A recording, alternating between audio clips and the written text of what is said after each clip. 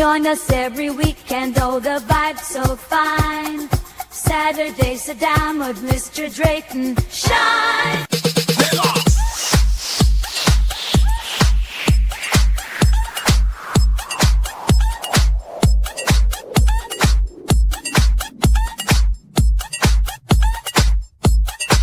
Grab a friend.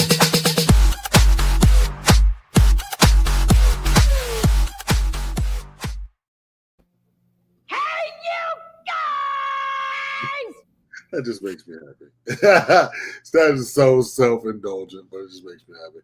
Happy Saturday. It is March the 8th, year of our Lord 2025, and welcome to another episode of The Saturday Sit Down with me, Alice's baby boy, your man and host for the next 90 whole minutes of The Saturday Sit Down. As I do each and every Saturday, I drag somebody along.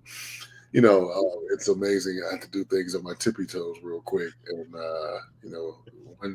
by Wednesday, it's one thing. And then by Saturday morning, it ends up being another. But I understand people are human. Things happen.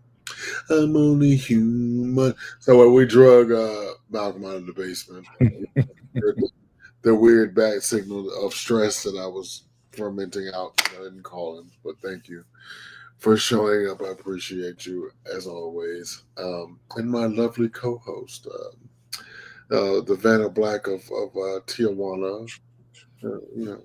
He can do this and he can do that. Always a cat in a sewing machine. As Malcolm might say, 30 leagues below the sea. In that, so this week this weekend today I'm going to celebrate M3. I'm going to celebrate us. As you see now, I have on my swag T-shirt. Catch him on Tuesday nights at 7 p.m. Eastern Standard Time. When you too can go to TeePublic and take part in the swag T-shirt revolution. Just put in swag T-shirts and his store will come up. Malcolm does not have merch quite yet, but he does have a podcast. So, the M3 Badcast with your man, now on Fridays, new and improved, packed full of goodness and protein. On Fridays, new episodes become. We have yet to change the placard, but for your nutritional value, he will be dropping episodes every Friday. And there's a plethora, a library out there of things that you haven't heard before. Sounds and it's so go out there and entertain yourself. And if you are continuing to be in the podcast, we'll have season 1 of the G Spot with the man Gregory the Talented Mr. Drayton. Very interesting. I went back and I listened to the 7 or 8 episodes I did, and I was proud of myself. I cried a lot that season. So I cried a lot. It was very. We all did. There was a lot of crying involved. So next season, I need you to be happy. I need you to be more joyful. Well, that's why I do this Saturday sit down and be joyful. I said that the G Spot was my serious journalistic turn. So therefore, but I wore this shirt for a reason because I wanted to give you a public thank you. I wanted to take this time at the beginning of the show to say thank you for all that you do for M3. You're always Johnny on the spot, and be like, could you find that piece of paper I wrote the napkin? Morning, Rose. Morning, Rose. I'm like, yeah, remember that thing I said last week at 2:30 in the morning? I said, right. I'll throw a baby tantrum. I want new graphics. Why do I have to look that way? Right. So, as he gets into my Devo mode, everything you do, and privately. Yeah, because you are an amazing person and you're an amazing host, and we appreciate you here at M3. So today is officially M3 Swag Day. I'm sure Malcolm will agree with me that you do a lot for the network and us, and you make us better. I'm going to give another M3 shout out to my man Devon, Big Booty himself. We know you're going through some things, brother. We are here with you. Hugs, hugs, hugs. Let's jump right into it. So this show is basically about the rewind for the week, but I did pull some things out of the mailbag once we finished the rewind, and the mailbag is salacious today. So speaking of salacious, please tune in weekdays, 2 p.m. Eastern Standard Time, 11 in the West, for my new obsession is Beyond the Gates. I just want to give my friend Tamara Tooney a shout out. She is doing gangbusters over there. The ratings are through the roof. It is salacious. It is a black telenovela. I love it. It's got eye candy for the boys. It's got eye candy for the girls and the gays. I don't know who in the world did that casting, but God bless you, Jesus. All I want to say is Bill Hamilton and my friend Timon that plays Bill Hamilton. Hey, friend. It is quite an attractive cast. Like, you know, there's not an ugly one in the bunch. Not even, even the ones that present white are not ugly. So it's I throw that in there for you. All right, so we're gonna break down. We normally just run the weekly rewind in succession, but today we're gonna break it down because we're gonna discuss it topic by topic and show by show. So what show do we have first there?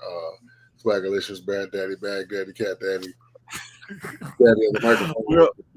We're gonna do them in order, so we'll do mine first. Look, he always put himself first, niggas. I do not. Oh, I'm joking. Not putting it first. I like to be able to talk over what we're saying. I like that.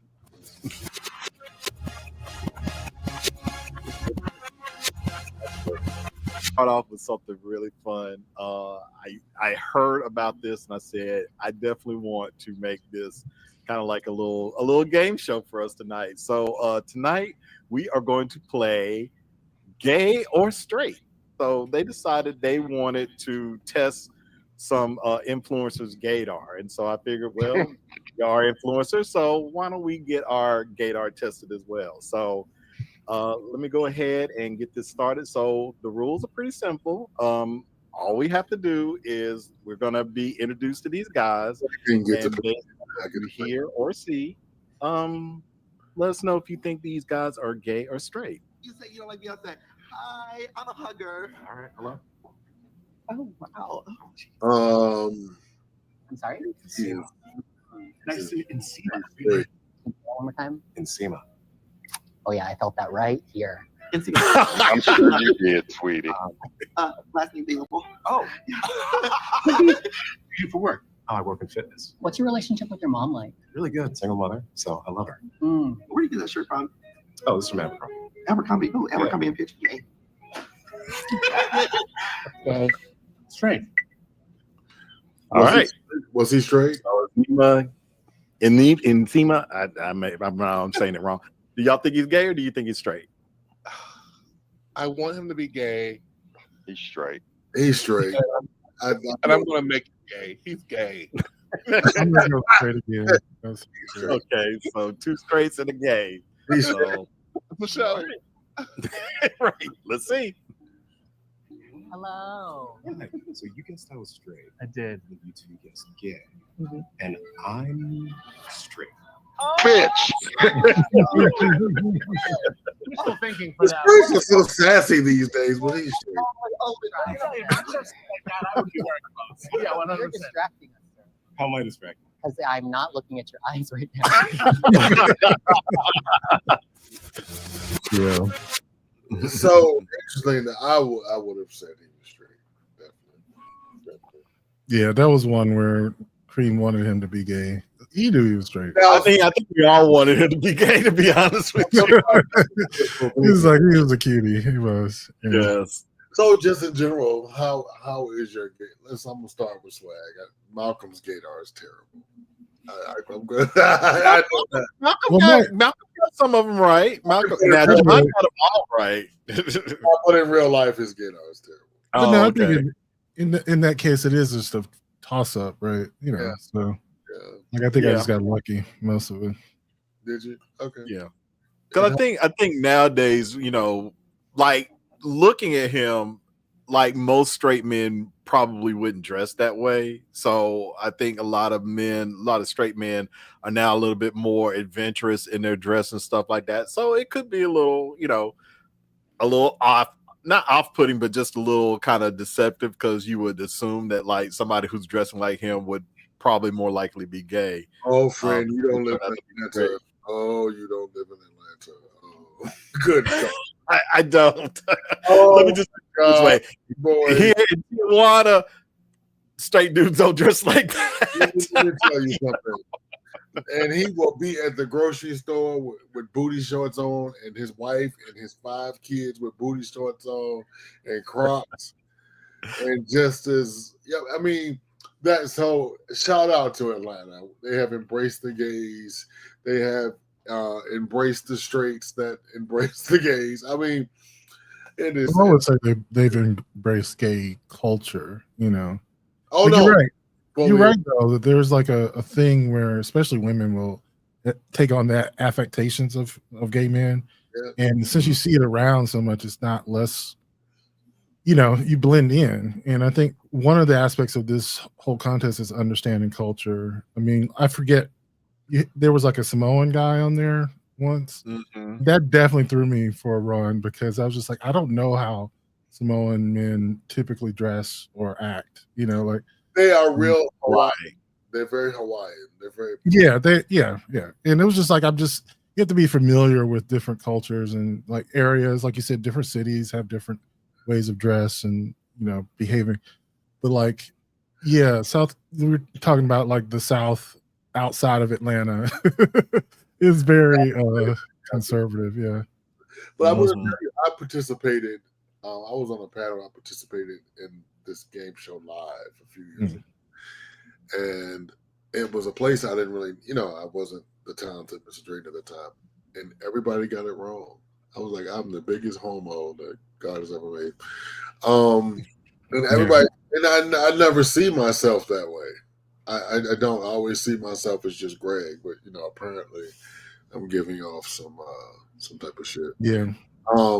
John says he's sorry he's not here because he is getting his old change. Hey, John, let me turn the volume down because this lady just heard Greg say men in the grocery store with booty shorts on and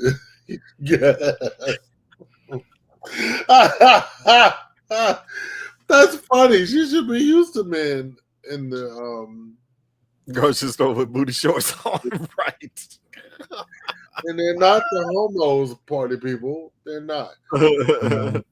Let me revisit in case you're looking for us on YouTube, those who are streaming me. Please, it's now www.youtube.com/MelMediaMind2. The sequel, bigger, better, and packed full of goodness. www.MelMediaMind2. No, www.youtube.com/MelMediaMind2. Deuce, Der. I have to keep telling Michael we should have put Der or Deuce. But I'll just tell people, like, search Mel Media Mind and you'll find it. Oh, will you now find it? Yeah. Well, yeah. I mean, like, it's the only other Mel Media. I did make a Mel Media Mind 3. Just in case it happens again. That's the case, right? Yeah. I want to go ahead and own it, but no, on all the platforms. Yeah, we're still Mel Media Mind on all the platforms. I just wanted to say that. So John, turn down the volume because I just want to let you know we're going to get gayer because I got my inbox is slamming. But so, does anybody have a friend that presents gay but is not? Yeah, I do. I do. And I think it could be a cultural thing too. Like he's from LA. And oh, yeah, definitely. Yeah, the men from LA sometimes, straight men just feel way more loose. That's the word I would use. Like their gender expression is fluid. It's fluid. Yeah, it is. Like white men, I have a white friend who, and we've been since kindergarten. You know, married with kids, liberal. You know, he cried when Harris lost. Like, boy, stop crying. But will grab me in public and kiss me on the cheek. Hey, friend, his wife is just as lovely. You know what I mean? They're just lovely people. Their kids. I don't even think their kids know. That is, you know what? Honestly, that is a couple. I don't think their kids know what race is. I really don't. I don't. They call me Uncle Greg. They never. and when you say the color, the word like, oh, somebody's black, you're like, oh, Yeah, they have a like. Well, I would say for my friend, I don't know your friend, but my friend has a very like hippie aesthetic. You know what I mean? very Where much. they're just, yeah, it's just live, love. Yeah, whatever. they moved from Virginia to San Bernardino where they belong. Yeah. White liberals, and their kids are just the little girl said, Uncle Greg, when I come, and they refer to my sisters as their aunts. Can Aunt Juicy braid my hair? Like, honey, no, she cannot. I don't think she can. I will ask her, but I don't think she's down for that challenge. But Well, yeah, that's a whole thing on. yeah, and I'm like, there white is girls with braids. there Yeah. is hope in this world. And yet again, you can catch my man. This is this thing. You can catch him Tuesday nights at 7 p.m. Lovely, lovely time to be. And it's always fun. Mhm. Always fun. I try to make it fun. You know, we're gonna My laugh. favorite segment is shit your mama said, because that's my girl. I know it. I told on the last time. Oh, But funny thing is, Greg keeps saying I should tell her about the segment. I'm just like, you just want the segment to end, don't you? Because the minute she knows that, and when I talked to her, Malcolm, I did not tell her. But I'm gonna say this public. I accidentally know some of your business, Mama Swag. I'm sorry. I actually dry snitched, and I'm so sorry. When it gets back to you, she'll never tell me anything ever again. Catch her baby boy again Tuesday nights at 7 p.m. And then what I'm starting to be in love with? Tech Tuesdays. Because I'm not a tech person, so I need to. And I found out years later that neither is Malcolm. He used to be my tech go-to, and Yeah, I love tech. I mean, finally that's just broke. my replacement for politics right now. Even though, like, I sometimes want to go listen to my politics podcast, and I say, okay, I got some tech. There's a lot. right. There's a lot going on in tech right now, so it's actually pretty interesting. I'm gonna tell you. Speaking of politics, this season of America really sucks. So just Oh yeah, I unsubscribed from. I cannot watch this season. 1 out of 10 would not recommend. Baby, It's actively harmful to watch. I'm just saying. For me. see white people in the street picketing, and I'm like, why are you picketing now, dear white people? You did this. Over. He is right. And my whole thing is, he said, this is what he said. Like, he told he's not doing anything. I'm going to tell you, President Trump, do it, bitch. Do it. Just do it. Just tear it out, wreck it. Just take a wrecking ball to it. I can take Social Security first. Start with that. And let everybody do more. And then, just fuck it. Fuck, let old people die. I was thinking about the one that I did get. The little bit of news that did come, because it's not necessarily politics news, was the job numbers for February came out. Oh, what were they? They were a little bit below expectations, but the funny thing, unemployment went up by 0.1%, but we did add jobs. So, but of course, it was a lot fewer than would have been expected, because you fired like 200,000 people. Oh, Come on. it's gonna be a shit show because It is. fired 80,000 people from the vets, and now the vets aren't up. But you voted for him. Oh, but see, and then I'm gonna move on to the next show. Everybody has this. Oh, not me. I'm special. Trump told me. Ask the Venezuelans that now back in Venezuela what they think. Holla, tear it down, Trump. Do it, baby. Hey, we out here. That's how I look at it. We out here. We just hanging by the seat of our pants. We can no longer go to Mexico. Other countries are reviewing our visa status to vacation in. Soon it's just going to be us and Croatia to vacation in. And, speaking of that, I was at home watching The Price is Right, as I do at 11 o'clock. The Price is Right. And I just, from like, somebody was something, like, for the last 5 or 10 years, Croatia is like now a vacation spot. Like, it used to be war-torn ass Croatia is now, Croatia by the sea. How times change. I was like, I do not want to go to Croatia. But anyway, so let's go ahead and roll this beautiful bean fudge on our next show in the weekly rewind. Let's go. Yeah, here. Hit the button. I think this topic is very I'm a sensitive person, so I'm always the one. You're not that kind of sensitive. No, I'm super sensitive. I mean, you are, but you're not. I'm giving you the heads up. I'm super sensitive, and I cannot get into arguments, and I avoid them like the plague. But one of the things I'm realizing is, especially from this book, was the idea that a good argument about something that's been bothering you can be healing. You know, like if you let something just fester inside you for a while and it's been bothering you, and you don't get it off your chest, and it's even when you like bring it up and the person just shuts the conversation down, that's when an argument happens. It's like, oh no, we're not shutting this down. We're talking about this. Yeah. So I'm ready because I'll leave the room. Fuck that. If I don't want to talk. Well, you can do that too. You can, and it would be like, you can't. I said, I live here, bitch. We're gonna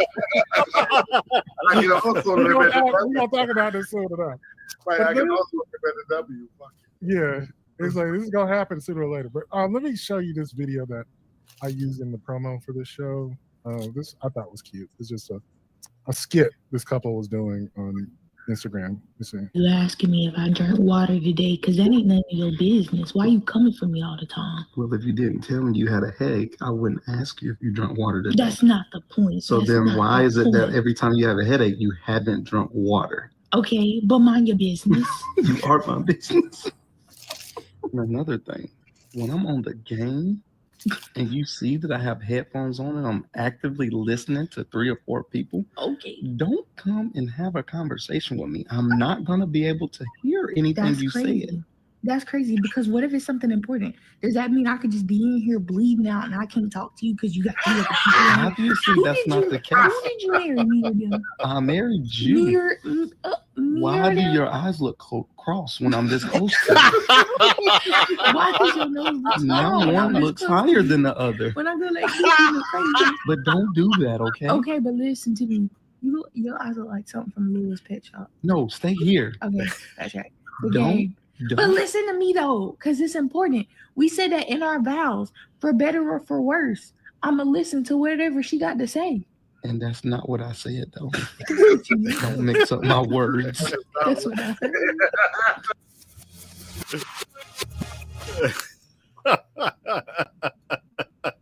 But you know, it is somewhat of a cliche for a couple that's been together for years that they argue all the time.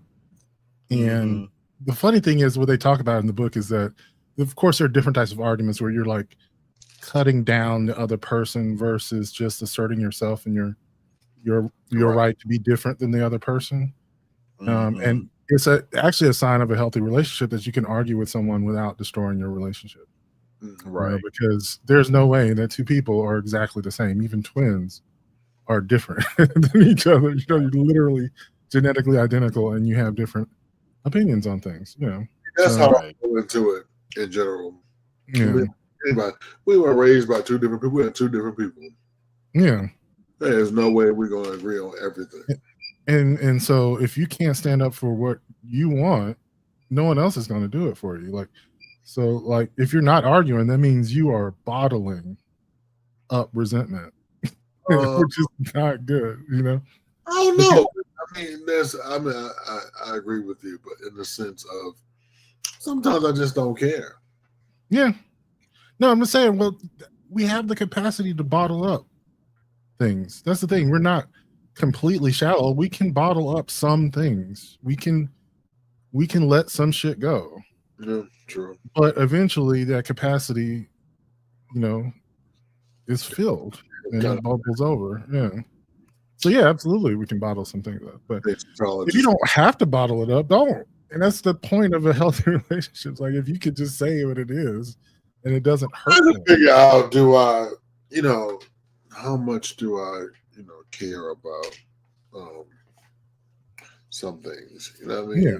How much? I just realized my microphone is not on. I'm sorry, America.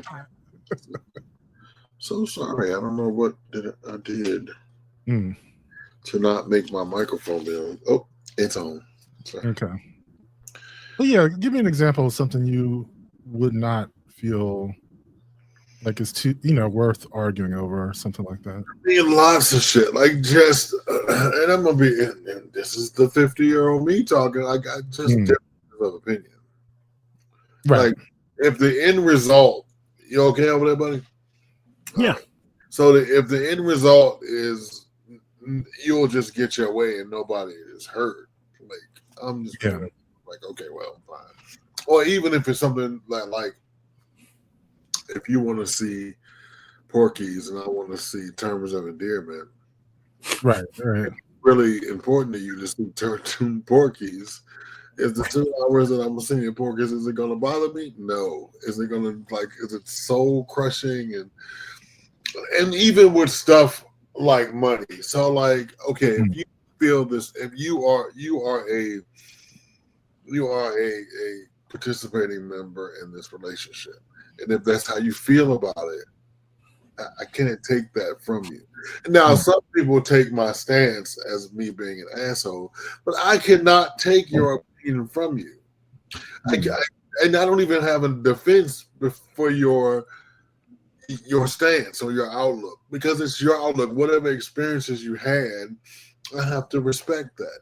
If you had a former partner that didn't know how to treat money, and now you have a certain relationship with money, and like my buddy John, but I have a friend of mine that John that lives over in East Atlanta, and says if the boy don't have any money when they go in the store, he not giving it to him. If he's short $5 or $10, now I know both of you would like, hey, here's $5, or hey, I'm sorry that you don't have enough, or even I would with my crotchety ass, like, oh, I'm sorry that you don't have enough money. And I think at this age, my therapist called it the white flags. He said you have the white flag syndrome. He said you just don't want, and I'm going through that in another capacity in my professional life. I'm just not in the mood for conflict. I'm not in that space, and I thought about you, because also if you tune in on Wednesday nights at 7 p.m., well, go back and watch this segment from last week. Malcolm says profusely, I try to avoid conflict. And I realized normally I would say, oh, fuck that. I'm going straight into the battle. I'm putting my hard head on, hammer jacket. I'm going to this. No, I am not. And then just the next day, I had an opportunity to fight to the death. And I told myself, this is not worth it. This is not worth me. So I would say cheeks. Right. So I would say, like, you're right. I do agree on the idea of like opinions. That's definitely something I would let go. But most there are certain things. I'm going to say what they are. Well, even I'm going to say the things that are worth fighting for, which would be values, like things that you would consider right or wrong, or things that I would fight about. Experiences. I'm not going to have someone invalidate my experience and say to me that I don't feel a certain way, or that that you shouldn't care about that. Like that's going to piss me off. Right. I think I don't know. Like also, I think those are the two major ones: values and experiences. So if we cross the value bridge, just the Gregory, we cross the values bridge, okay? And we don't share that, we don't need to be here. It's not even an argument. It's one of those things. And this existential. I see this all the time where people, y'all like if you're the type of person who would rob somebody or just steal from somebody for no reason other than like it's there and I can get it and take it. I'm like, no, I would say it's not. That's not what's in my. It's like well, that's different. That's we're talking about like I'm not gonna. I'm not gonna even like say who it was. It was someone close in my family who saw this person who had a boat in their yard, right? Like I don't know, a size, a boat that you could. I don't even know what you would call it. Yeah, whatever, that you could fit in a garage, front yard side of your house. And he's like, he's had that thing there for 10 years. He's never used it. I'm just gonna take it. I hope his Ring camera caught him taking that boat. I'm like, that's crazy. That's just crazy to say, like, oh, because they've never used it in the past 10 years that you could just take it. Like, because, like, what are you doing? Right. I would definitely give a, hey, is that worth, the 10 years you're going to serve? And I would leave that alone. And I know in his case, he was smart enough to take it without getting caught. But the fact is, like, if you were with somebody who would do something like that, I would definitely question being with that person any longer. Just like, that is against my values. Like, I cannot. Right. But I mean, even so, right? That is that is egregious. That is yes, thief. I'm a liar. That reveals something about your character that I can't fuck with. Right. And so, with the exception, but so speaking of, then we're gonna move on to the next show. But speaking of that, so like, it's always stuff in my inbox that question values. You know what I mean? Like in today's episode of the Talented Mr. Drayton's Inbox, I have a couple that openly had a threesome, but the one partner is continuing to see the person invited. That is a question of morals. Now, I don't, because the whole thing is, okay, so you decided as a couple to invite someone. Mm-hmm. You decide as a couple to date someone. You decide to fuck someone. But if you don't think it's a big deal, tell your partner. And that was my advice to him. And I'll go into the story a little later. Right. Okay. But my advice to him was, if you don't think it's a big deal, tell your partner. Over cereal. You just pour him some Fruit Loops. Not Fruit Loops. Fruit Loops, bro. That might require some Cinnamon Toast Crunch. I mean, you gotta go. It's like, yeah, I fucked Taquan yesterday while you was at work. What? Right. See how that goes on. But again, catch my man Malcolm Wednesday nights at 7 p.m. Eastern Standard Time, where he will have lovely topics there to trigger me and give me life pausing moments. So right here on this very network, Male Media Mind Deuce on YouTube. You the fuck too. Do it. And don't forget all the other social medias that we cover. We're just Male Media Mind because nobody has stolen that quite yet. So we are there. So let's go ahead and roll. Oh my God, we get up to Cream Dangler. Yep. Ooh, go ahead. All right.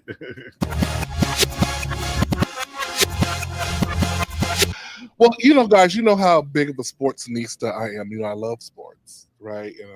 It's well documented.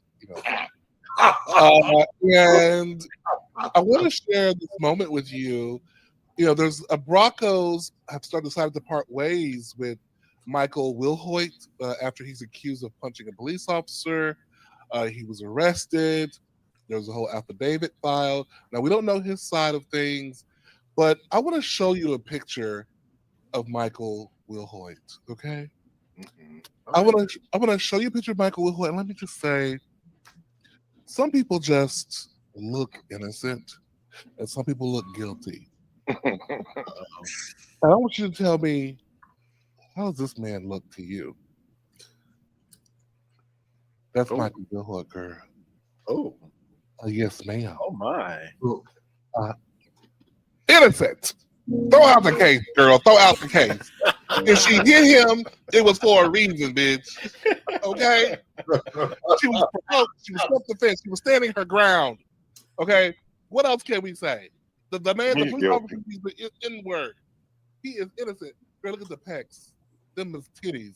He's innocent.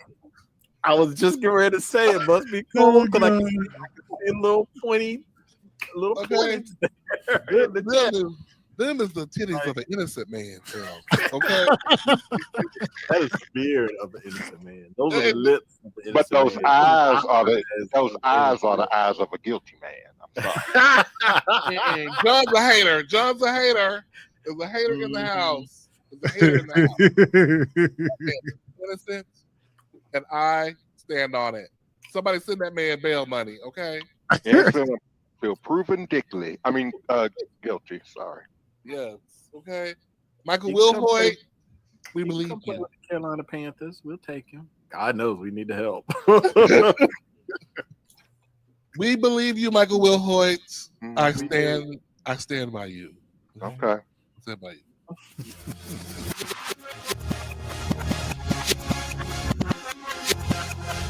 Yo, join me in my new GoFundMe for that nigga.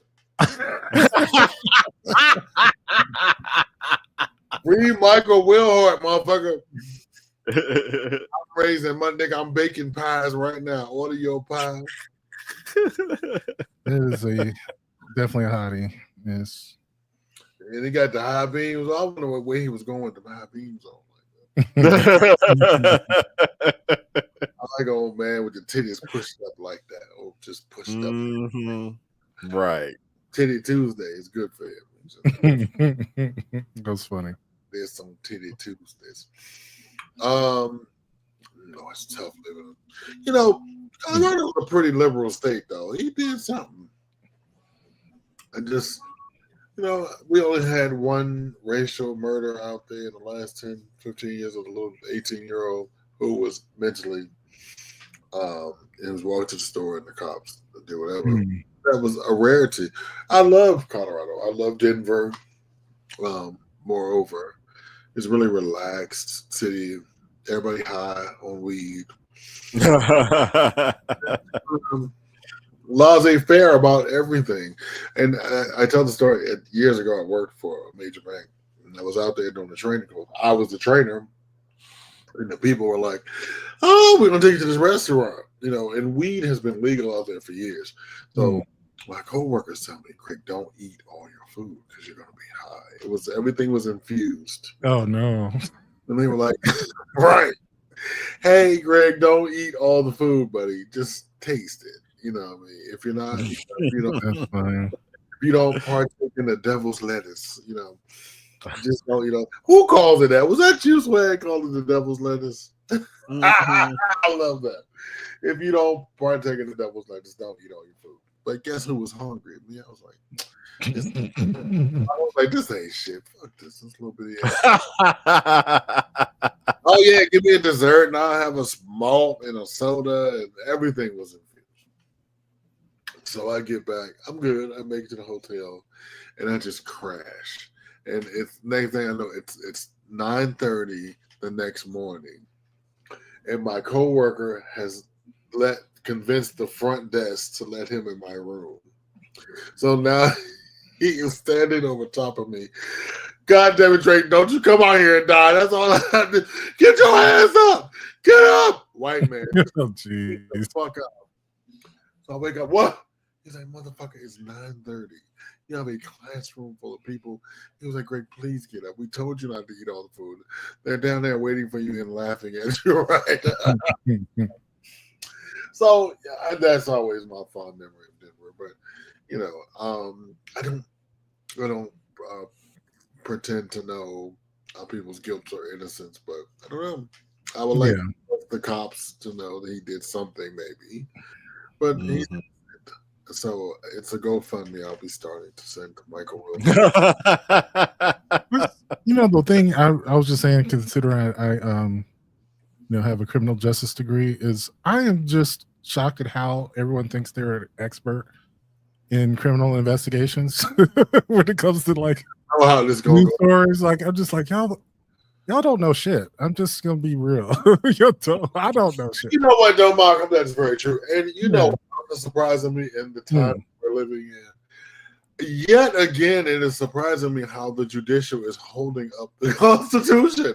I am so shocked at this far off real estate of the Constitution is behaving like it's true that even some of the worst conservatives actually believe in the law. Like, and I'm like, go white people, y'all are just like, thank you, white people, Bob, thank you, Easter Bunny, and I'm just like, bruh, like that is shocking me.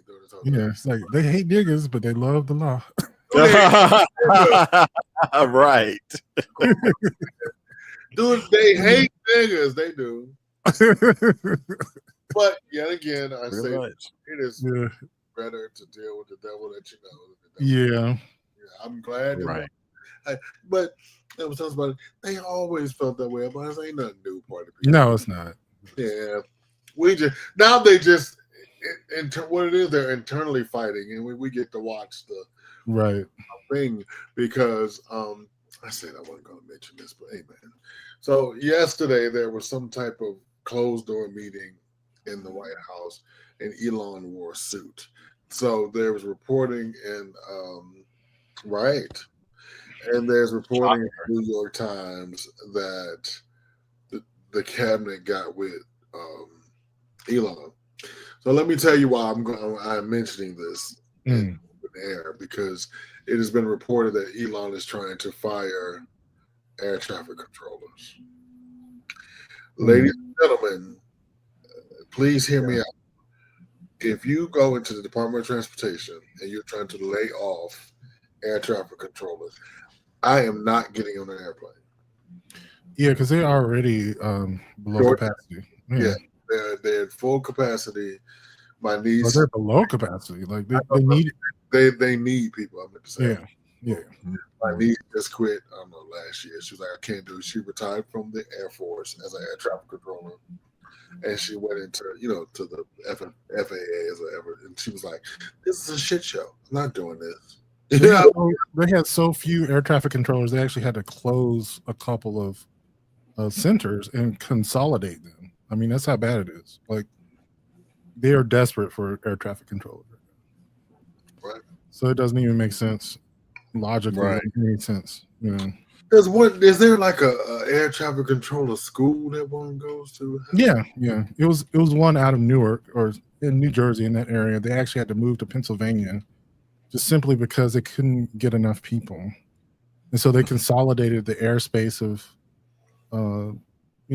two different areas that should be covered by two different systems. They consolidated into one place. I wouldn't trust myself to be an air traffic. It's rough, especially in the New York area. Like that area specifically is really bad right now. It's one of the busiest. That one day you have a bad day at work, be like, fuck, I was late. Exactly. If someone's got who's maybe sick or something, or just whatever, emotionally in a bad place, and their concentration's a little off. Yeah.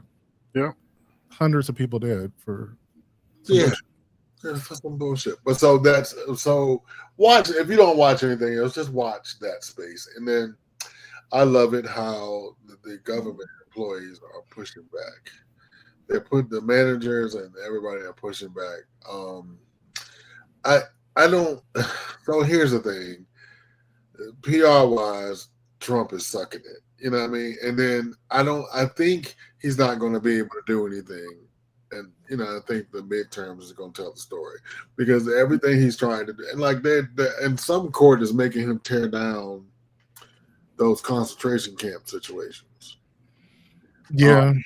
The fight to end, the immigration type situation, all of that is over. Well, it's not over, but courts are stepping in, doing what they job. And ladies and gentlemen, the governor of New York is about to step in for Eric Adams. You still a nigga. Still nigga, and they're gonna get you. And the Mary J. Blige law is, when she gonna get you, you better not jaywalk. And that's what, and so he can't get rid of his state crimes. So, like, why? And like well, not only that, like, because they dropped the charges against Eric Adams, but they didn't with his co-conspirators. No, they did not. And they gonna sing like a goddamn canary. Exactly. they can still testify against him, right? They set you up. Yeah. And then the governor, Governor Kathy Hochul of New York, said, "Bitch, you're going to go to jail for a long time." And they already stripped him of all his power. Yeah. Yes. And her thing is, and hats off to her. Her thing is, I just don't want to overturn the will of the people at the time. Right. So, right. I understand things change, but she was like, "He's almost at the end of the term. We're just going to strip him of the power. He's going to sit there and look stupid." And then he's gonna go to jail, and Dave, the whatever day it's over, he's gonna go to jail. So, hats off. But tune into my man Cream Diggler. Great show. He's always a great, fun hour over there. Thursday nights at 7 p.m. It's always a hoot. Yeah, it is. Good time. I tune in for the wigs. It's the wigs. Yeah, it is. Bro, it is fucking hilarious. He is a joy and a light, and we are glad to call you castmate and friend. Congratulations. And he has several podcasts. I don't know what he's pushing now, but he has several podcasts out there. Yeah. Check him out. He has a sleep podcast. Well, he and Shannon are getting ready to do a podcast together. Yeah. Where do you find the time with this thing?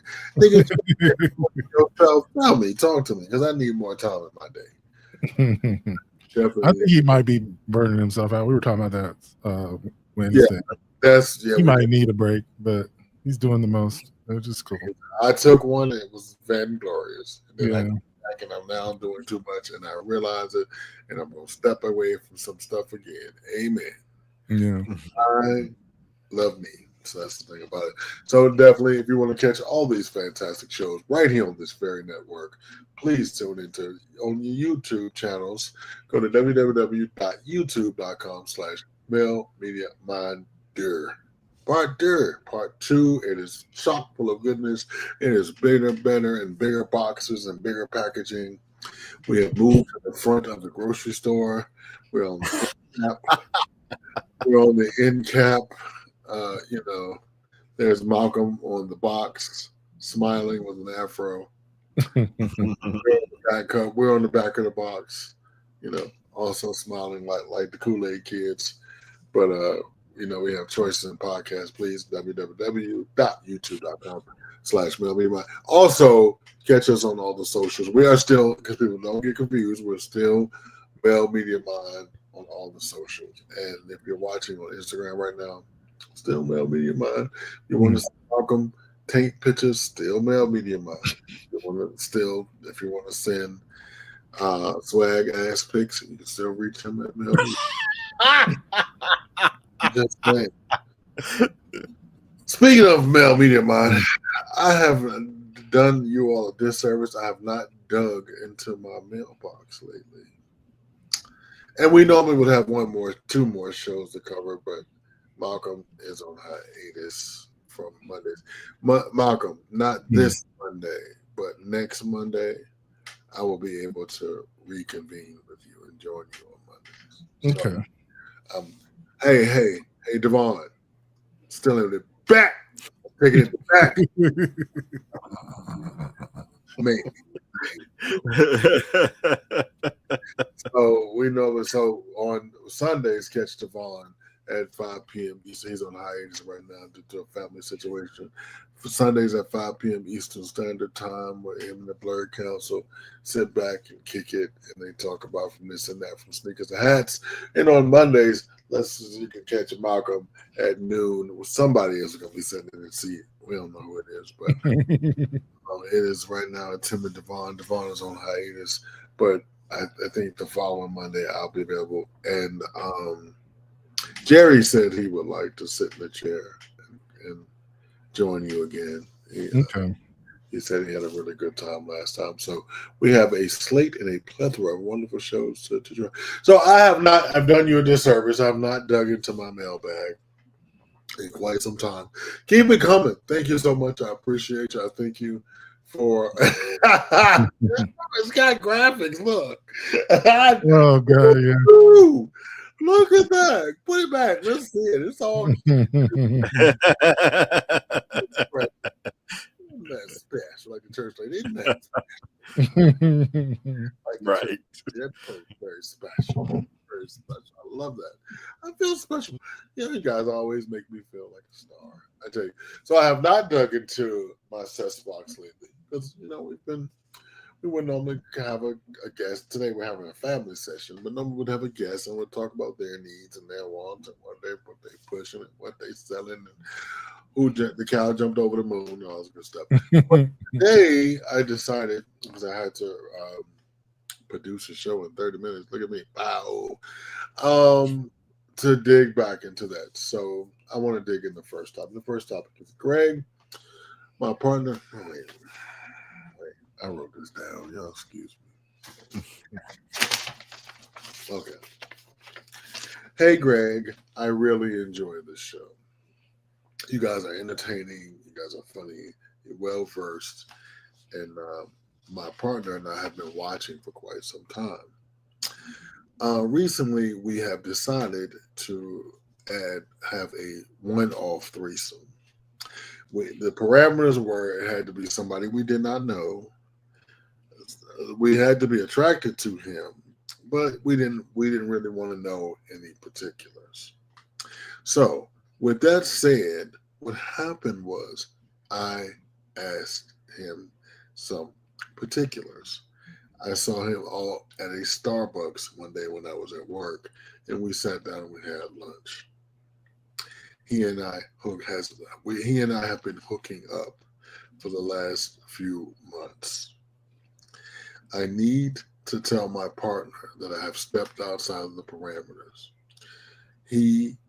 My partner, thinking it's just a one-off or it's just, something that we did, and we have moved on with our sex life and our lives happily. Liar! But I am currently just enthralled by said person. I think I would like to be with them. And and this is salacious. I need a sound effect. Salacious. But I do not want to give up my years and years. Sidebar, a relationship is not a bank. Right. I'm going to save it later. I just want to let y'all know that. Please know that, again, your relationship is not a bank. You do not, you do not get time served for good behavior. Pipe that. Not your call. So, what do I do? It goes on for other stuff. So what do I do? We have been together for many, many years. Our families are close. I feel like I am ruining the fabric of my own life. Am I suffering, as you say, from good dick syndrome? He does watch the show. Am I suffering from good dick syndrome? Do I cut this off and continue with my life? Because the person that I have been seeing is not really in a place for a relationship.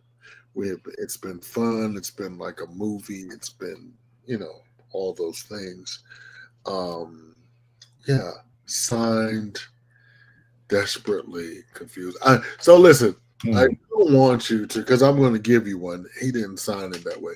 So if you send me an email, I'm going to leave out your details, but I'm going to give you nasty moniker at the end. So this one is desperately confused. So, Mr. Desperately Confused, you are equating dick and good sex with some type of emotion. Okay. I don't know are you able to leave? I wouldn't tell my partner because bitch, you're gonna be single. Yeah, I was going to say the same thing. If you know that this is a relationship you want to keep, you just need to cut this person off and never tell a soul. Period. Just pretend like he never existed. Especially if this person has kind of stated that they don't want to be in a relationship or they're not ready for a relationship right now. Why would you pursue something that this other person doesn't necessarily want? They may want to keep it just, casual and not really pursue it any further than that. So. Well, funny that you said that because I come from the school of Malcolm and I do ask follow-up questions. Mm-hmm. So my question to him was, hey, why isn't he in a space for anything more? He lives at home with his mother. He's working on his credit. Oh, he's a fuck boy. He's working on his credit. He does not, and then he doesn't have the job that he wants, and he has some goals like going back to school and things of that nature. Mm-hmm. Right. So he's just like technically, if he were in the right place, financially probably would attempt a relationship with this other guy. No, but that's where the other guy is. Right. So, I don't know. I don't. But so so is he there with his partner? Like, you know what I mean? Like, if you have some fly, now let me tell you something. I am not for, and I'll tell him, I am not for open relationships. I'm not for any of that. But, you know, sex does not equate to love. I think you can have relations with someone, and it's just relations. That's the nature of men. I think that's everyone, really. But no, women, some women can. I was gonna say, because there's plenty of women who will tell you otherwise. They can, but the plurality of women have a thing about attachment. But anyway, so I think he is making a grave mistake in the fact of I can't tell you. Listen, desperately confused. I cannot tell you to keep your relationship if you don't. If somebody comes along and flies up your skirt, maybe your relationship is not what you need, huh, Swag? The thing I never understand is they always say, you know, they want to pursue something else, but they don't want to give up what they already have. It's like you can't, unless you're willing to talk to your partner and talk about opening the relationship so that you can do both. You can't have your cake and eat it too. It's not fair for you to want to see somebody behind your partner's back, but then say, but I don't want to leave my partner because I love them. It's like I said, unless you're willing to tell your partner, hey, here's where I am right now. We did this and I kind of want to continue to see this person, but I don't want to lose you. Is there, you know, because Malcolm has always said, you know, there's always, you know, you can always kind of renegotiate kind of the parameters of your relationship and things like that. So if this is something you really want to do, you're going to have to talk to him, because otherwise it's not fair to be like, well, I'm going to see this person behind their back, but I secretly don't want, but I also don't want to leave my partner either because I love them. You need to be fair. Yeah. And I guess the question I have to him is like, was he dissatisfied in his relationship prior to, you know, doing this threesome? Because you didn't really say that they were. It was something they had decided to do. And then you got digmatized, and you know it's a mistake. And I guess the point I'm getting at is that because you made a mistake and something you know, ascribed greater emotional value to, doesn't mean you have to continue to make that mistake. You can do a U-turn, circle back to your relationship, and say and stuff that shit down the memory hole. If your relationship is something you really want to go back to. That's my point, though. But I'm not sure if he's made the case to me. Right. And so that's why I say you give multiple options. So that's something he's got to ask himself. Is his base relationship something that he enjoyed prior to this threesome, prior to this? You know, if your relationship were to have continued on the trajectory that it was on prior to this whole scandal, would you have been happy with that? Right. And if the answer is yes, then stuff this shit down the memory hole and stop, you know, playing like you can, you know, that you can have everything that you want, like be an adult. Right. So my next question to him was, what is your ultimate end game? What do you hope to accomplish with said bullshit? You know what I mean? Like, what is the end game? If you stay home, what is the end game? If you leave, because you have to have a plan. You're a man on an island, and this was a quote what I said to him. You're a man on an island with no plan. Mm-hmm. And that, ladies and gentlemen, is a serious issue. If you're a man on an island alone and you have no plan, you will jump in the water and lose your island. Yeah. You know what I mean? Just for sure. What was their response to your question? Well, they just said that.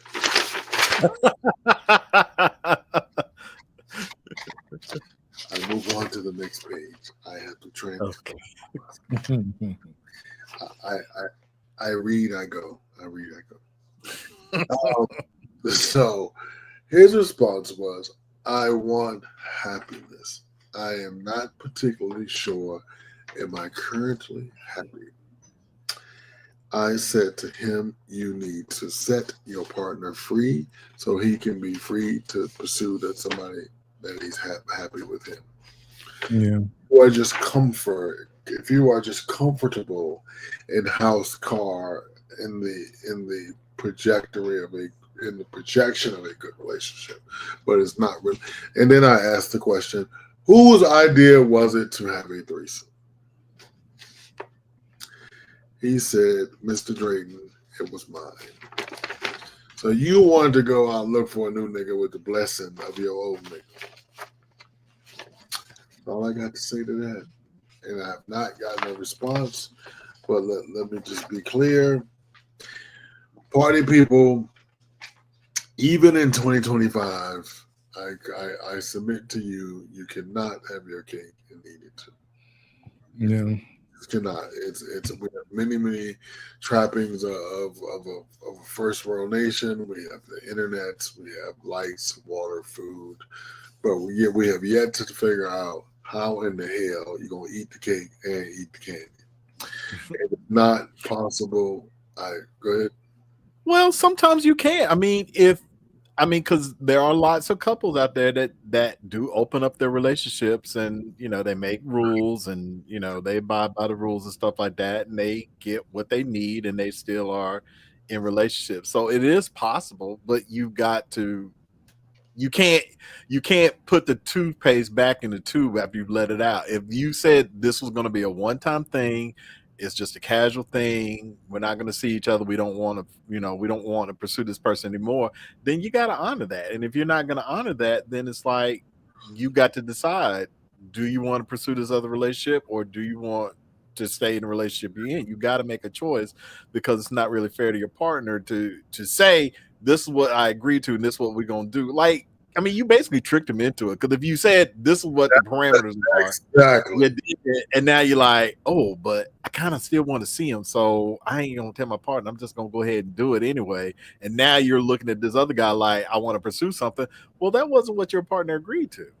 So Yeah. why would you put him on blast like that if that's not what you wanted to do? Like Malcolm said, you need to figure out which relationship is it really worth it to you, and make a decision on which way you want to go. And if you're not going to do that, then you get what you get. Those are the risks you take when you do this kind of thing. So now here's one thing that I always think about, and I was thinking about this in relation to choices and free will and desires. So I think a lot of times people in situations like this know what they desire. They want someone else. Going into it, how it's going down. Right. This is what you want. You want someone else. But then, in your rational mind, you want to maintain this relationship, thinking about the responsibilities, promises that you made, and you have, intellectual ideas about what the way things should be. I figure, like, even if you decide that this was a mistake and you want to go back to your husband, you still have a lot of work to do to deal with the underlying desires that led you into this morass in the first place. Because I get the idea that he lied, and I'm just saying, I remember Esther Perel's book, The State of Affairs. It's literally just about people who cheat and why. This could end up being the thing that you needed to confront the underlying lack of desire in your relationship, because that's pretty normal, actually. Sometimes people don't deal with it, they just stomach it. Other people can't stomach it, and they do these things to, like, either destroy their relationship or find a way to cheat, But either way, you have to deal with it, because the deception isn't going to work. I just had a thought, a one-off thought. I want to change my IG screen name to what Peter Griffin's screen name is. Peter Pumpkin Eater 69. I don't know why. I'm sorry. I don't know. Sorry, America. I'm over here. Like, I need a nap. Sorry. Did you ever see the episode where you seen his IG name and it was Peter Pumpkin? Yeah. Family Guy, Fox, Sunday nights, 9:30. They're back. Tune in.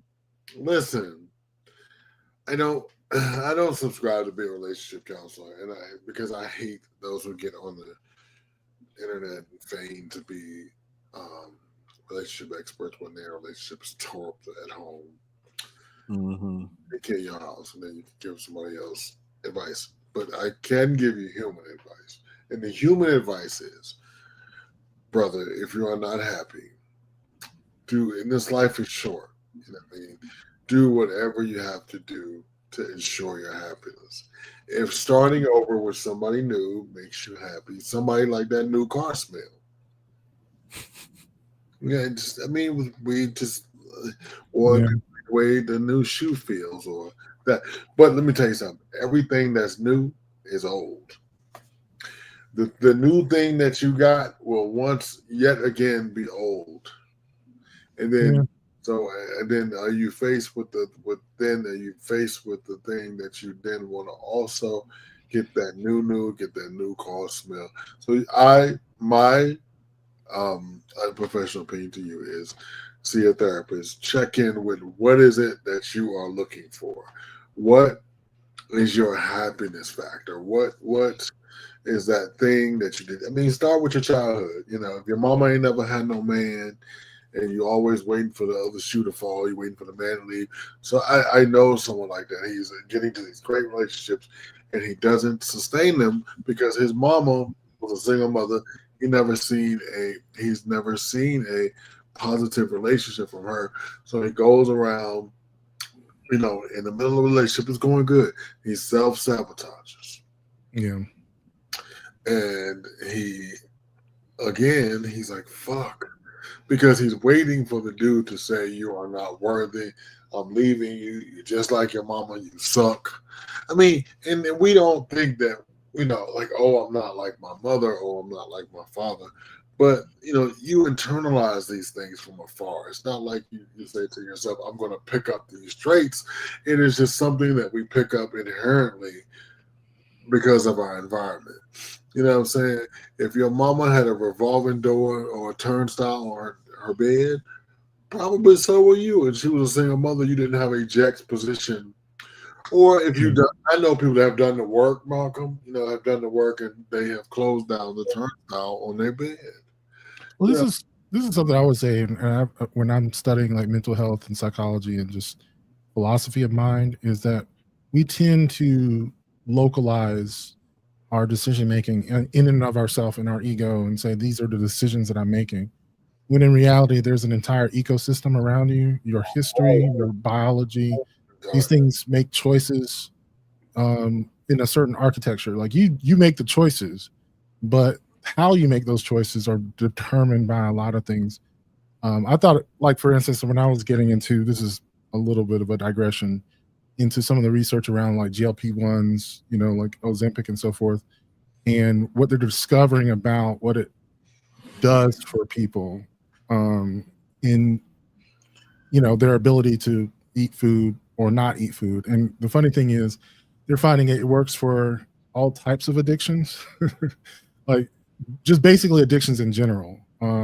Because you think you're making choices when you eat or you're trying to lose weight, but you're not. Your body is deciding. It's like overriding your thinking system. It's the same. Could be really for sure.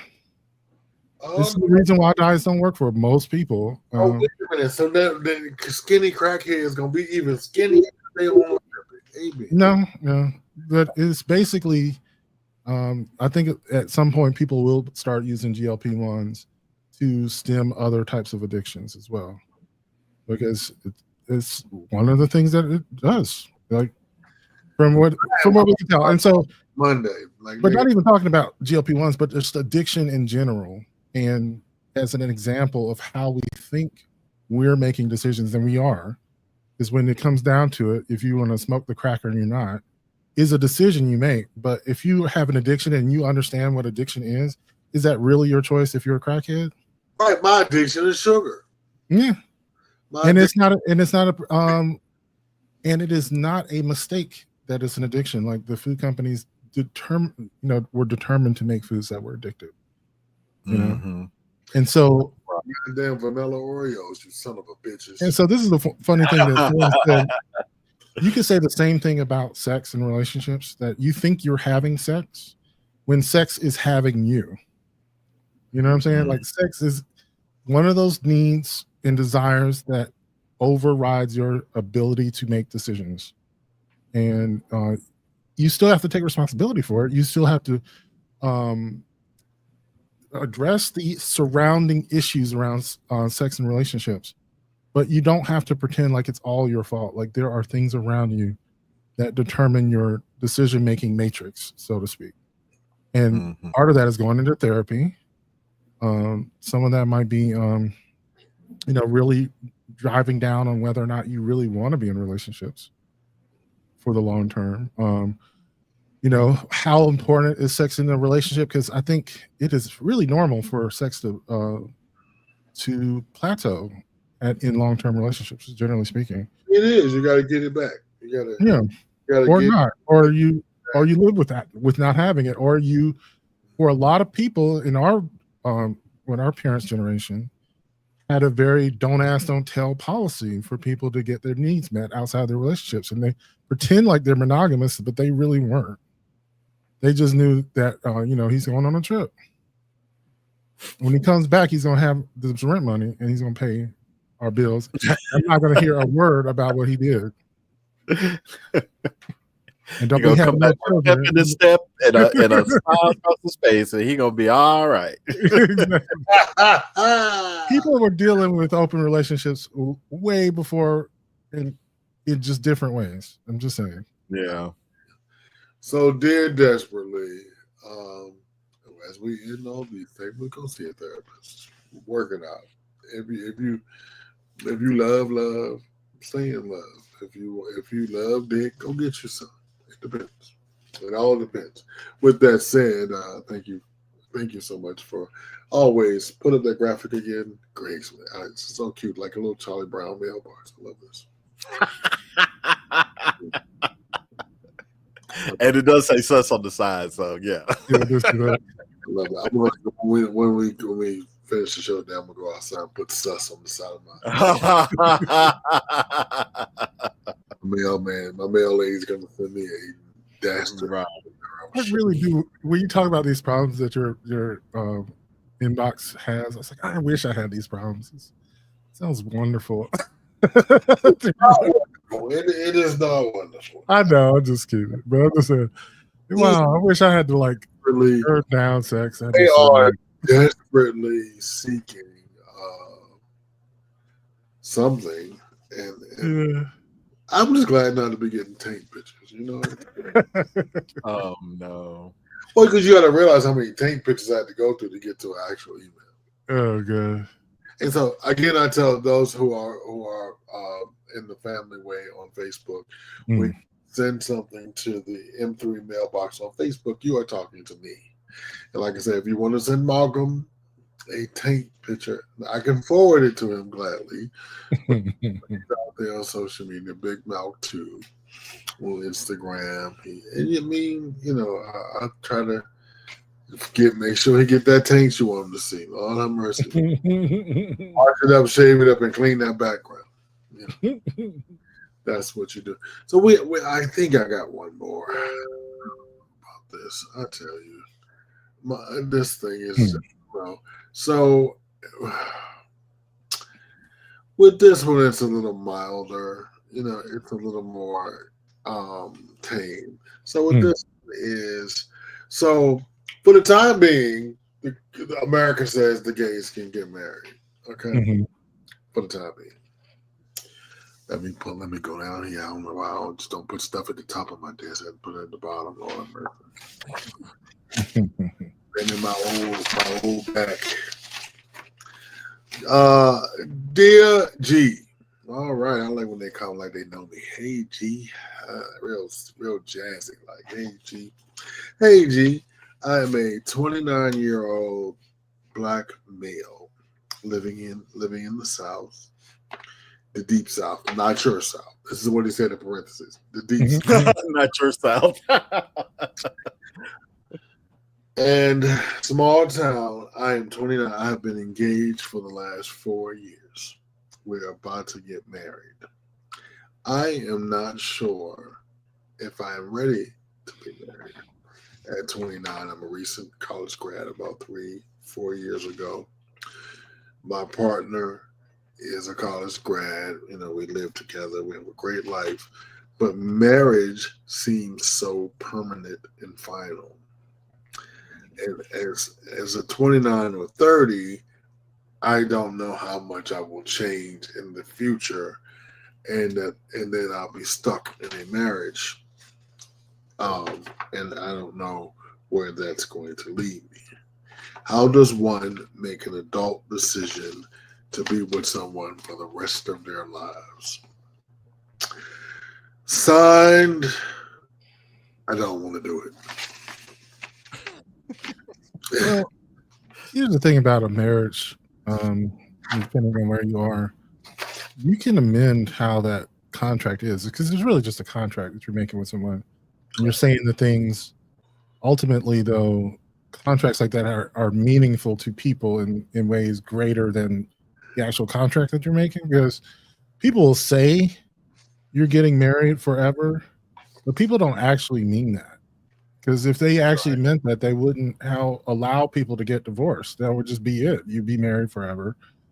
You know, like you can't just give away your children, for instance. Like that's not a thing. You can't. No, you can't. That's not a thing the law allows you to do. It's not. Wait, I'll be right back. So when people say they're getting married forever and ever, it's more aspirational than real, right? But so now, Malcolm, the only pushback I would give, and you are totally right. But then you have like the religious fervor, right? Like I'm Catholic, and I had to give a whole explanation when I could, because you know I was divorced and then I converted to Catholicism. So you go to class. I don't know if you guys know this, but you go to class for a year to convert.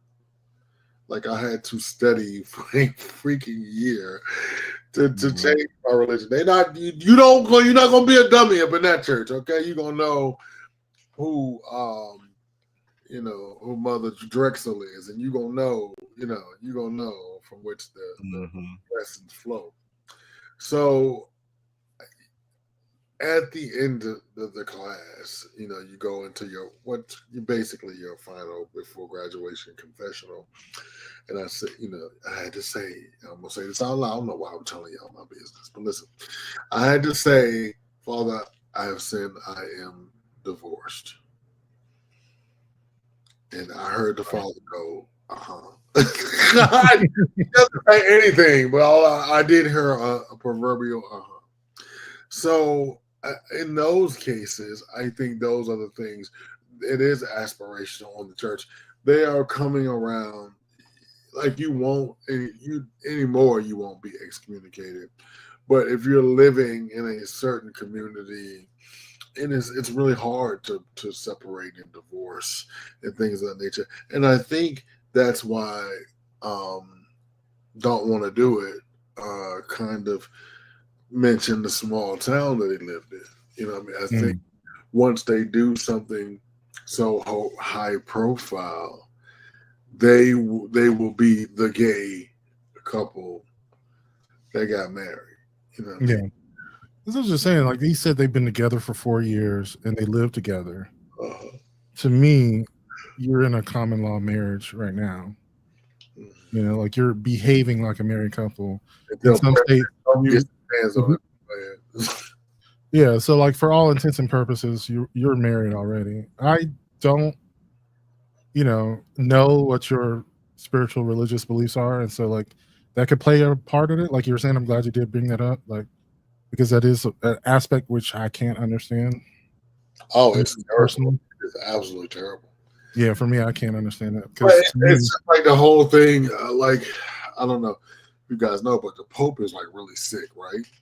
Yeah, church is losing their effing mind. You know what I mean? It's like, bitch, they just gonna go in there, blow the smoke, and pick a new one. It's just that easy. Why are we in this space of like the Pope is old when you pick this nigga? You know what I mean? Like this nigga is at least in his 60s. or that's the youngest pope. Has been like 68. It was like John Pope Paul I, and he was like 65. You know, he was young and he poped for about 30 years. You know what I mean? He poped for a minute. I call it pope. I don't know what the fuck it is. You know, he poped for a minute. But the irony of all this is, it's like they have to change with the time. So I brought this up to say, like before, gay marriage was a no-no, and you can't do it. So now the church will accept a gay married couple, but you cannot get married in the church, and a priest cannot officiate over. Yeah, that's a good point. And that's what I was saying. Like, there's a lot of weirdness. Who knows what his faith is, right? And where his community is with accepting or not of his relationship, because that's basically what a marriage is a community-wide, introduction. Like, how do I say it? No, I was gonna say like a celebration of your relationship to your wider community, joining your families together, celebrating it, trying to merge and make a larger community. That is what marriage is, designed for. And so in that regard, you're bringing more people in, it gets more complicated. Maybe you don't, you're not 100% sure about this relationship. Being so young, you might want to go in a different direction. I think these are all things that you talk to with your boyfriend, maybe in a therapy session or something, because you could still go through with this. You could, but I mean, you shouldn't go through with it until all of those concerns are aired out and discussed thoroughly. Because if you do air those out and your husband is not for them and he doesn't want to support you through your doubts, then you should let him leave you. Like you should, because he wants to get married. Yes, Lord. Right. Either way, I was just going to say. Go ahead. I was just going to say, yeah. If you have doubts, don't just don't do it right now. I mean, not to say that like just take your time and because there should be no rush. Like I mean, unless one of you's pregnant,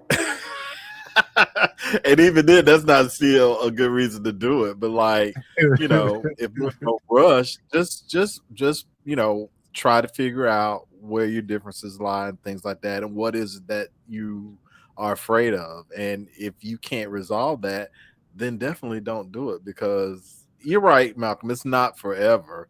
But and Greg, you could probably speak to this more than anybody else here. I'm sure the untangling of two married lives is quite an undertaking. It's a lot of understatement. That is understatement because that is an understatement, because the man, even if the divorce is amicable, the man is still losing. Like she didn't even ask for it. The judge just put a part of my retirement up. I'm like, nope. What? Bitch, what? And my attorney was like, nobody asked. She didn't even ask for that. You know what I mean? And she and her lawyer had to be like, I don't need 1/3 of his retirement. Why do I need? And I was young, so it wasn't a lot. But why? And so we were cool. You know what I mean? So she was like, all right, look, Greg. She was over that motherfucker like. Yeah, that would be another thing. If you get married, you are entering into a contract, depending on the state that you're in. Right. It could be a really bad contract. Right. So you said you're in the Deep South. It's likely a very bad contract.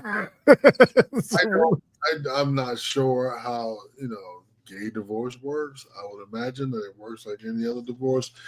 And so she physically had to say to the judge, she had to write a letter to the judge saying, I don't want 1/3 of my ex-husband's retirement. And me and my lawyer damn near fainted. We damn near fainted. I'm like, bitch, I need a fainting couch. Fuck this. And that's another thing. You can do a very strong prenuptial agreement to modify the terms of your marriage wherever you are. If you're concerned about those things, Right.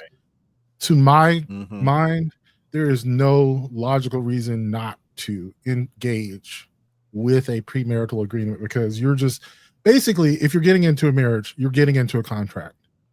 But if you do not get a Right. premarital agreement, you're saying, I'll just take the default contract that my conservative ass Mhm. state put into play, you know, how many odd years ago, and I'm not even reading any of the details, even though it could cost me thousands of dollars down the line. Let's just do Right. that because I And love him. Yeah. right, Right. That's dumb as fuck. Bro. heaven forbid this was not late 1990s Virginia. Yeah. Politics were very different, and so luckily Mhm. I had enough foresight to call my father before I got married, because it was fun and nice. She was a little bit pregnant, it was a poo-poo. So my father was like, I'm going to send you some money. I was like, oh shit. It was real cloak and dagger. He was like, no, I want you to go buy a house right now. And he said, buy the house before you get married. And he said, do you have to get married today? I was like, no. He was like, well, wait about a month. Go buy a house. So you guys get married, go take your wife to the house, but buy it before you get married. So if you get divorced, if you want to give it to her, you can, but you don't have to. So that was wise. Mhm.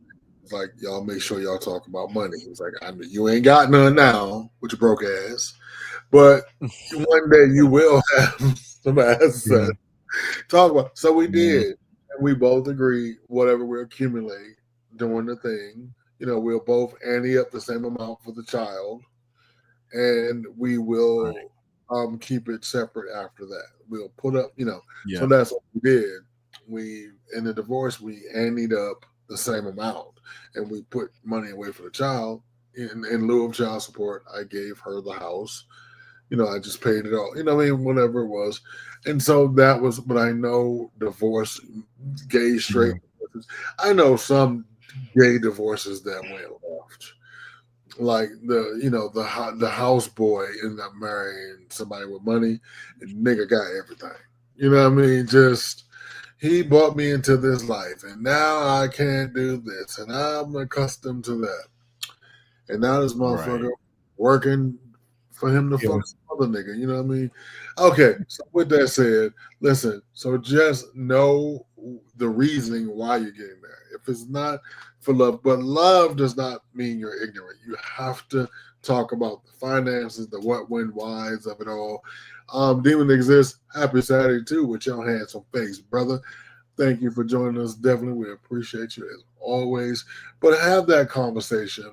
Don't let love be excuse for not talking about money. You know what I mean? Don't let that be an excuse to, but I love, like what Janet Jackson said, I know he uses nice stuff for me, but what has he done for me lately? Nothing, nigga. He still got his dancing feet on your couch. So you have to think about 10 years from now, 20 years from now. So with that said, we have came to the wonderful conclusion of a wonderful 90 minutes of me running my mouth, looking at Malcolm's afro, like, I get that. I'm over here suffering from hair envy. Hats off to us. We all are over 40 and have varying degrees of hair. This is wonderful. No pattern bonus over here, bitch. We got it. We got it. No, I'm starting to lose my hair, and I fucking hate it. I do every day. Every time I shower, I would go, in that part at the crown of my head. I'm like, oh god, it's still there though. So probably so much. If God's like, give somebody some. Weave. Don't do the right thing. I do love watching people do their hair on TikTok and stuff. I was like, I'm fascinated by black hair. Bitch with hair always talking shit. But make sure you guys join us on Patreon, www.patreon.com/MelMediaMind. Become a paid member. Help us produce this shit. You know what I mean? We need your help. We need your input.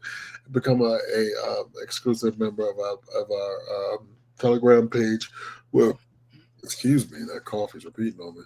Where you can get access to exclusive adult content. You can also get access to us to say good morning and how you doing and all that good stuff, and help We us. started a book club too, so we can be both in the gutter and in the books. See? Wow.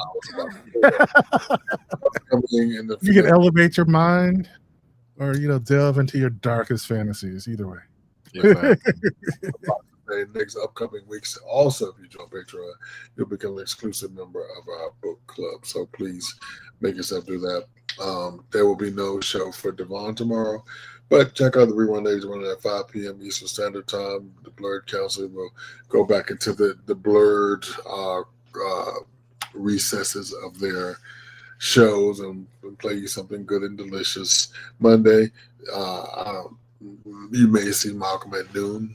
Check him out for lunchtime with the brother. It's all good. Tuesdays, swag. 7 p.m. Eastern Time. Wednesday, same bat hour, same bat channel. You'll see Malcolm. Thursday, same hour, 7 p.m. You'll see swag. And then you'll see me right back here in this seat next Saturday to entertain you. And if you guys want to drop me a line, you can do so on Instagram, The Talented Mr. Drayton. I'm Gregory Drayton on Facebook. I do not do X. Fuck you, Elon. So definitely hit me up if you have some ideas. Become a Patreon member.